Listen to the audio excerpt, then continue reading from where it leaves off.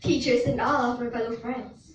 Let me tell you an old story anew, and we will see how well you know it. Once upon a time, there were two kingdoms that were the worst of neighbors. In one kingdom lived folk like you with a greedy king to rule over them. But in the other kingdom, the Moors lived every manner of strange and wonderful creature like me. In the Moors there lived a powerful fairy, and her name was Maleficent. As a young girl, she met and fell in love with a boy named Stefan, whose love for her was overshadowed by his ambition to become king.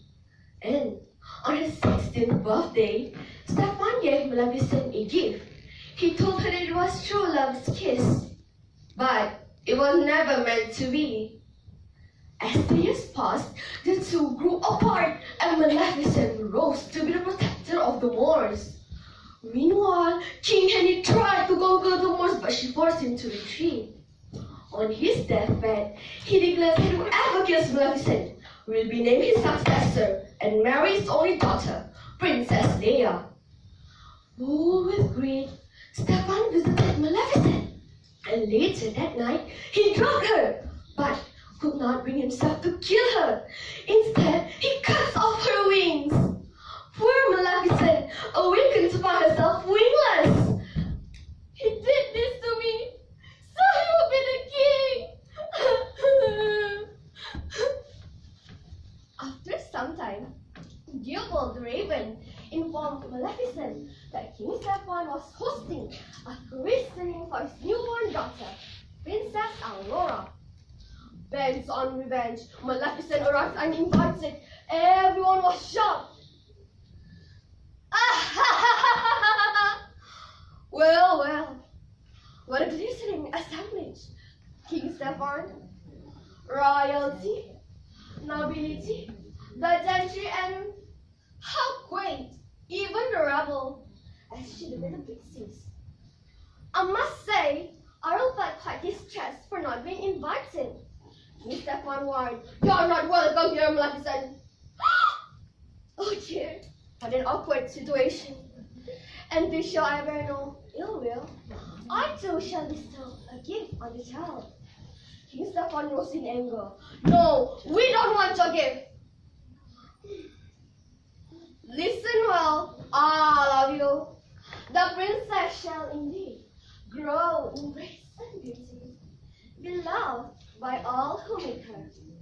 But before the sun sets on her 16th birthday, she will break her finger on the spindle of a spinning wheel and fell into a sleep like death, a sleep from which she will never awaken." King Stefan begged for mercy. "No, Maleficent, please don't do this. I'm begging you."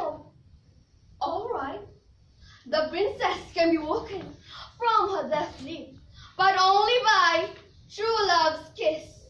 This curse will last till the end of time. No other power on earth can change it."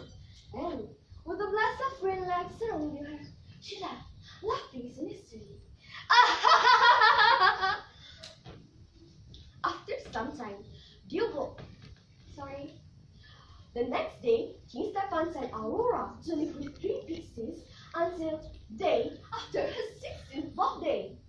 Despite her initial dislike for Aurora, Maleficent began to have motherly feelings for the girl.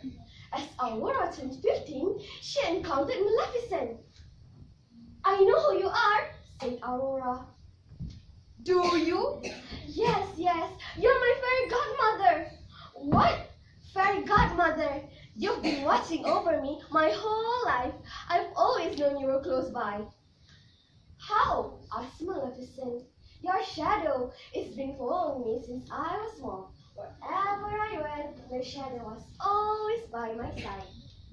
Realizing she has grown fond of the princess, Maleficent attempted to revoke the curse.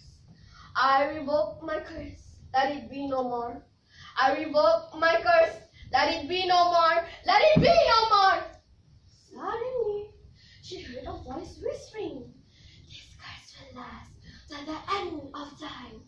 No other power on earth can change it."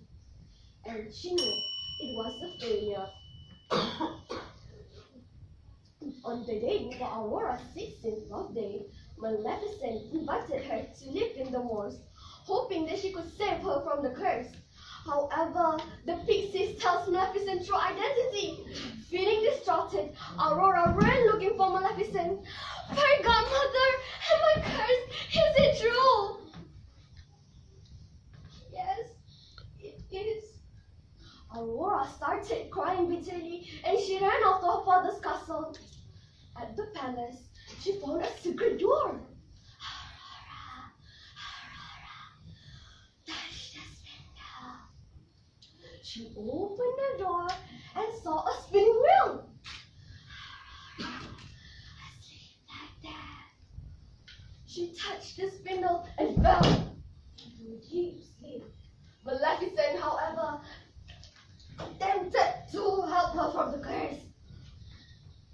She frantically raced to the castle and abducted Prince Philip, but Prince Philip's kiss failed to awaken her. At her bedside, Maleficent kissed Aurora's forehead.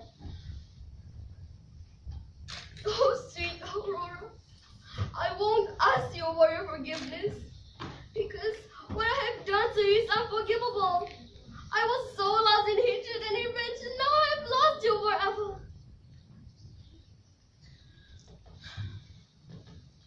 As she turned to leave, Aurora's eyes opened. "Hello, godmother." "Oh, sweet Aurora, I thought I have lost you." Yes, Aurora was awakened as the motherly tenderness proved powerful enough to break the spell.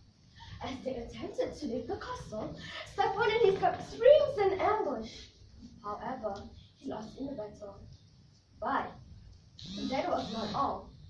Maleficent invited Aurora to live in the moors. Soon after, she took off her horn and crowned Aurora as the Queen of the Moors, reuniting the two kingdoms in peace.